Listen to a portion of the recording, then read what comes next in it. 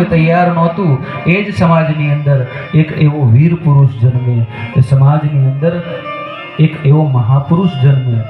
આજે પટાવાળો હોય કે પીએમ હોય, જો એના પગલે ના ચાલે ને તો ટાંટિયા ભાગી જાય. એના કાયદાના બાર પગ મૂકે ને તો પગ જુદા થઈ જાય. બાબા સાહેબ આંબેડકરને એટલા માટે લોકો યાદ કરે છે.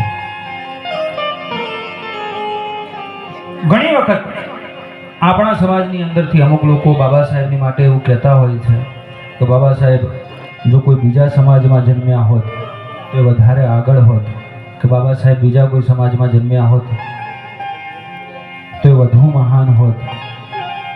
પણ હું એને કહું છું કે બાબા સાહેબ બીજા કોઈ સમાજમાં જન્મ્યા હોત તો મહાન હોત કે ના હોત એની તો મને કોઈ ખબર નથી, પણ ડૉક્ટર B.R. આંબેડકરે જન્મી શકે ને તો ફક્ત ને ફક્ત આ સમાજમાં જન્મી શકે.